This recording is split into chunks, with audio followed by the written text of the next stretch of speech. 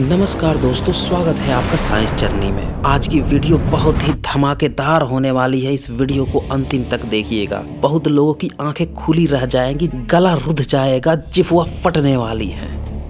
भारत में कई ऐसे षड्यंत्र किए गए हैं जिनकी फैक्ट चेकिंग तो हुई है, लेकिन वो आप तक नहीं पहुंची है। एक कहावत है ना, जब सच बाहर निकलता है तब तक झूठ आधी दुनिया में घूम चुका होता है। लेकिन आज मैं एक ऐसी घटना आपको बताने जा रहा हूँ जिसका झूठ आधी दुनिया नहीं पूरी दुनिया में घूम चुका है, लेकिन उसका सच, उसकी फैक्ट चेकिंग बाहर तो निकली लेकिन उसको बांध दिया गया।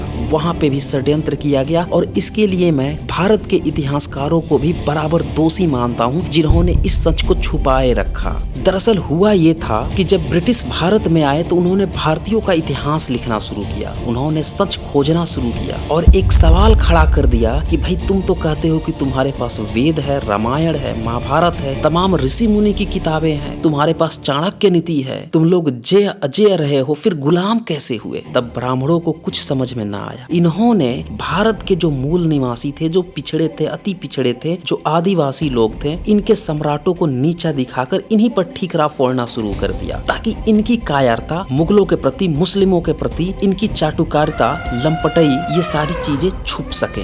और इसी कड़ी में इन्होंने एक फर्जी किताब लिख दी, पृथ्वीराज रासो, जिसमें जयचंद को गद्दार दिखा दिया, घर भेदिया दिखा दिया। अब आप सोच रहे होंगे कि मैं किस आधार पर ये सारी बातें कह रहा हूँ, तो जी हाँ, आज मैं सारे वो सबूत दिखाने वाला हूँ, उन फैक्ट चेकिंग की और इसके ऊपर जो रिसर्च हुई है उन सारे तमाम प्रमाणों को भी दिखाने वाला हूँ। लेकिन उससे पहले हमें उस घटना को जानना होगा जो सम्राट जयचंद्र पर आरोप लगाया गया, ताकि आप उसकी फैक्ट चेकिंग को भी अच्छी तरह से समझ सकें। दरअसल भारत में जो हिंदुत्ववादी ब्राह्मणवादी संगठन हैं, इन्होंने हर जगह यह प्रचार कर रखा है कि सम्राट जयचंद्र गद्दार थे और उसका ये रेफरेंस देते हैं उसी काल्पनिक किताब पृथ्वीराज रासो से, जो एक षड्यंत्र के तहत लिखी गई थी। उसमें ये दिखाया गया कि जयचंद्र और पृथ्वीराज दोनों सौतेले भाई थे। पृथ्वीराज लड़कियों पर, औरतों पर बहुत ज्यादा आसक्त रहता था, किसी की भी बहू बेटी को भगा लाता, तो उसने अपने सौतेले भाई जयचंद्र की बेटी संजोगिता को उठा लाया और इसी तरह से आबू के राजा नाहरदेव की पुत्री को भी भगा लाया। तो चूंकि जयचंद्र के जो नाना थे उन्होंने दिल्ली की सत्ता पृथ्वीराज को दे रखी थी और कन्नौज की सत्ता जयचंद्र को दे रखी थी, इसीलिए जयचंद्र की पहले से ही मनमुटाव था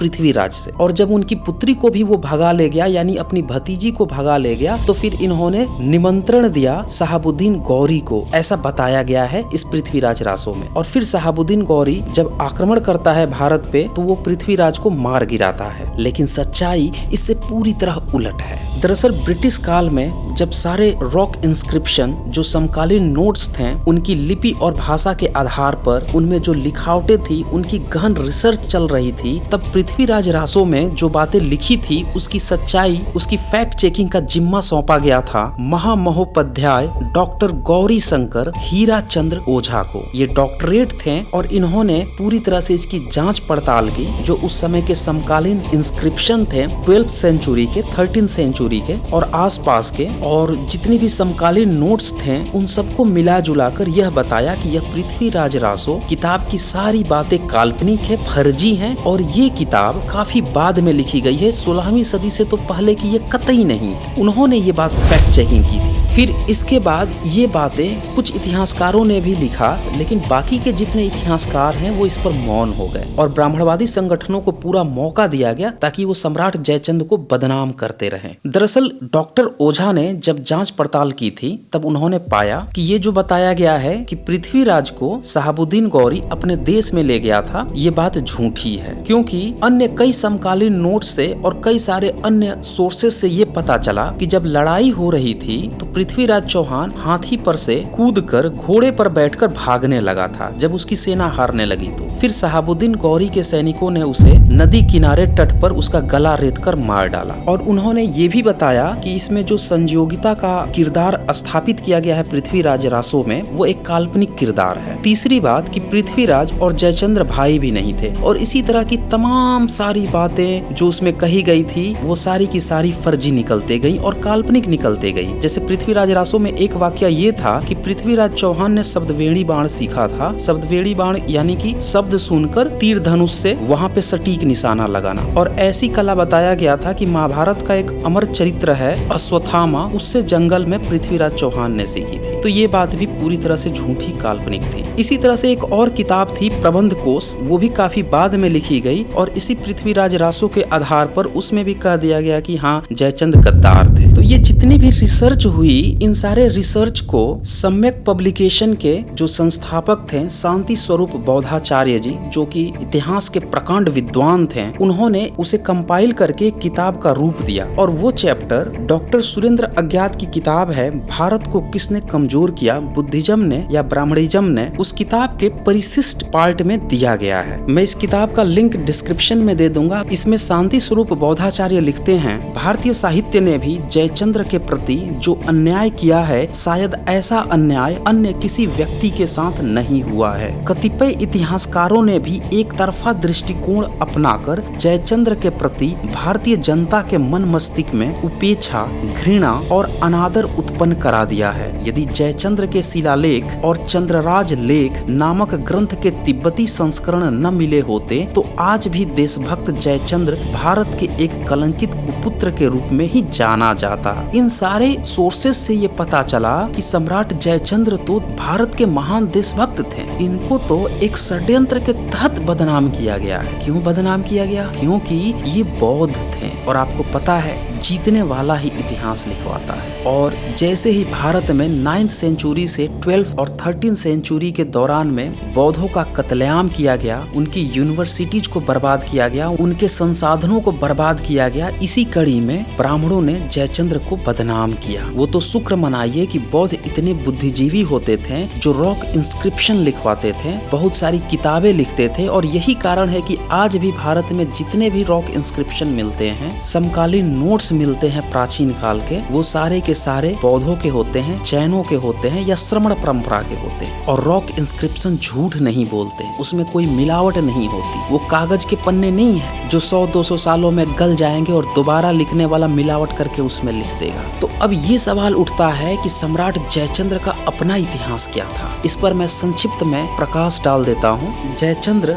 गढ़वाल वंशी राजा विजय चंद्र के पुत्र थे। इनकी माता का नाम चंद्रलेखा था। कहते हैं जिस दिन जयचंद्र का जन्म हुआ उसी दिन इनके दादा गोविंद चंद्र ने दर्शाण को जीता था, अतः उनके नवजात पोते का नाम दर्शाण विजय के स्मृति में जयचंद्र रखा गया। एक बात और, पृथ्वीराज रासो में हमेशा ही उन्हें कन्नौज का राजा कहा गया, लेकिन वास्तव में ये लोग काशी नरेश थे। बाद में कन्नौज को भी जयचंद्र के दादाजी ने जीत लिया था, इसीलिए वो दूसरी राजधानी बनी थी। और बोधगया में एक रॉक इंस्क्रिप्शन मिला जिससे ये पता चला भिक्खु जगमित्रानंद ही सम्राट जयचंद्र के शिक्षा दीक्षा करता थे, उनके गुरु थे। जयचंद्र की दादी कुमार देवी और बसंत देवी महायान बौद्ध धर्म की अनुयायी थी। कुमार देवी का तो रॉक इंस्क्रिप्शन भी मिला है जिससे पूरी तरह से क्लियर हो गया कि ये लोग बौद्ध मार्गी सम्राट थे। अगर राज्याभिषेक की बात करें तो बहुत सारे ऐसे इंस्क्रिप्शन मिले जिससे ये पता चला कि 1168 ईस्वी तक जयचंद्र युवराज थे, और एक ऐसा भी ताम्रपत्र मिला जिसमें ये पता चला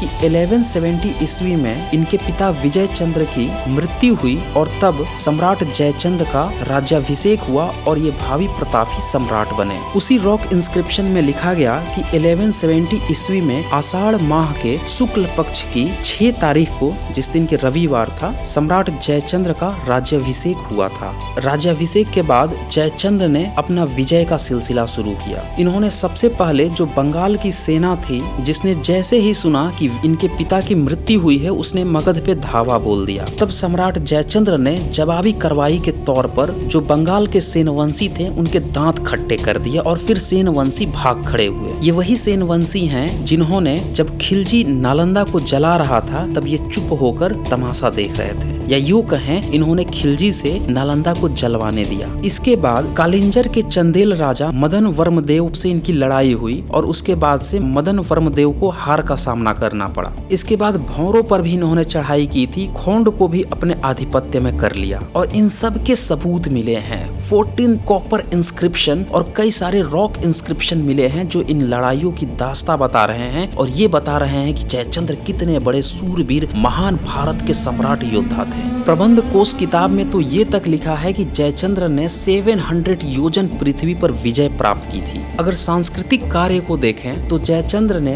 बहुत सारे बौद्ध महाविहारों को दान दिया, यहाँ तक कि उस समय जो शैव मार्ग और वैष्णव मार्ग भी धीरे धीरे उफान मार रहा था उनको भी इन्होंने दान दिया, क्योंकि जितने भी बौद्ध सम्राट हुआ करते थे ये लोग हमेशा ही धर्मनिरपेक्ष होते थे, सबका सम्मान करते थे। ये उन ब्राह्मणों की तरह हरामखोर धूर्त लंपट नहीं होते थे जिनकी किताबों में हमेशा ही बौद्धों को, जैनों को, नास्तिकों को गाली दिया गया है। नैस्तीय चरित्र का जो लेखक था श्रीहर्ष, उसने तो ये तक लिखा कि जब वो जयचंद्र के पास जाता था तब उसे बैठने के लिए वो अपने दरबार में आसन देते थे और 2 बीड़ा पान भी देते थे। जयचंद्र ने अपने गुरु भदंत जगमित्रानंद को विशेष तौर पर प्रार्थना और धम्म प्रचार के लिए नेपाल और तिब्बत में भी भेजा था। वे सन 1190 के आसपास वाराणसी से नेपाल गए और कई वर्षों तक वहाँ पे रहे। यही कारण है कि 20 से ज्यादा उनकी किताबें तिब्बत में मिली हैं। सन 1197 एडी में खोफू लोचवा के आग्रह पर नेपाल से तिब्बत के लिए वे फिर रवाना हुए थे और 18 महीने वहाँ रहे। दरअसल जब ये तिब्बत गए तो इनको एक दुभाषिया व्यक्ति मिला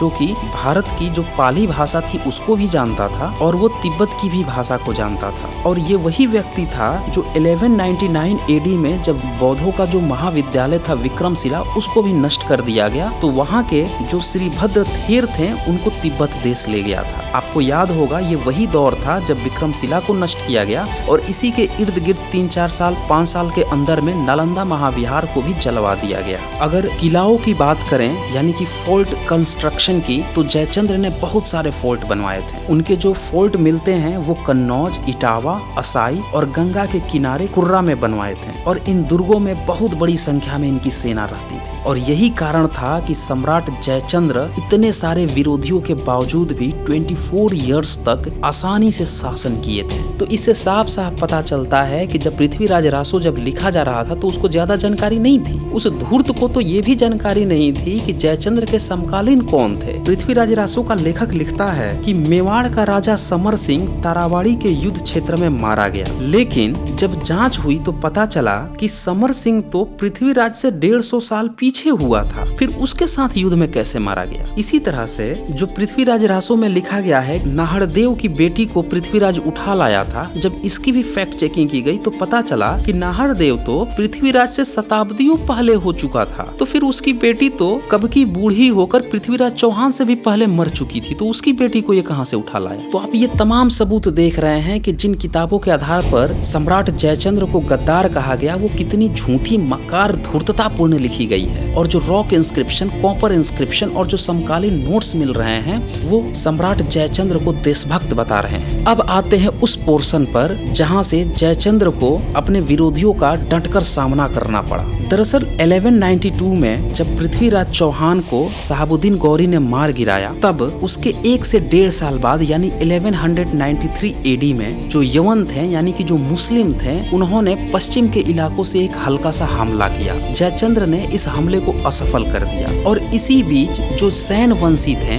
जो प्रॉपर ब्राह्मणवादी थे, इन लोगों को मौका मिल गया कि अच्छा ये मुस्लिमों से जयचंद्र उलझा हुआ है। अब इस अवसर को देखकर उन्होंने मगध पे हमला कर दिया और मगध में तब पाल वंशी हुआ करते थे, वो भी बौद्ध सम्राट थे। तो जयचंद्र और जो पाल वंशी थे इनकी सांठगांठ थी क्योंकि ये बौद्ध सम्राट थे। और तब सैन वंशों ने जब वहाँ कब्जा कर लिया और उसके बाद ही नालंदा को जलवाया गया था। अब क्या हुआ कि ये तो एक हल्का हमला किया था शहाबुद्दीन गौरी ने, और उसके बाद से इस हमले में जब जयचंद्र व्यस्त थे तब पूरी सेना लेकर दोबारा हमला कर दिया। जयचंद्र तो बहुत ही सूरवीर योद्धा थे। उनकी भुजाओं को तो जो हाथियों को बांधने के लिए खंभा इस्तेमाल किया जाता है उससे तुलना की गई है। इस दोबारा हमले में जयचंद्र पीछे नहीं हटे। उन्होंने एक वीर सूरवीर होने का अपना कर्तव्य निभाया। वो मैदान में डट खड़े हुए, भयंकर लड़ाई हुई। उन्होंने शहाबुद्दीन गौरी के तो छक्के छुड़ा दिए। लेकिन इसी बीच इन्हीं ब्राह्मण घर भेदियों ने शहाबुद्दीन गौरी को ये बता रखा था जयचंद्र की मेन ताकत है हस्ती युद्ध, यानी वो हाथी हाथी पर बैठकर लड़ाई करता है। अगर उसकी हाथी को आपने पागल कर दिया तो आपकी जीत पक्की। और शहाबुद्दीन गौरी के सैनिकों ने वही किया। उसके हाथी पर ऐसा प्रहार किया गया कि वो भड़क गया और फिर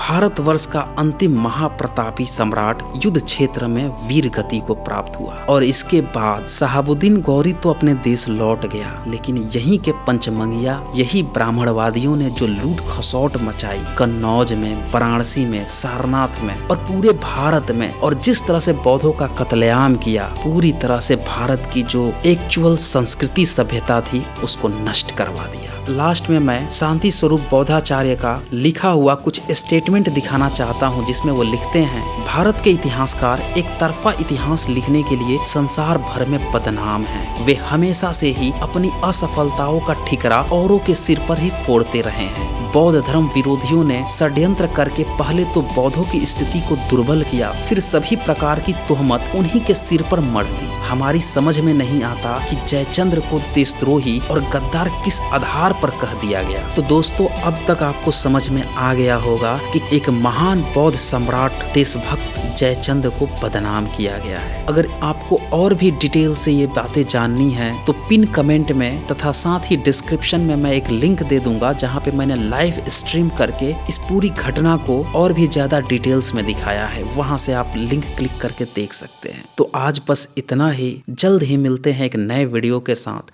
धन्यवाद।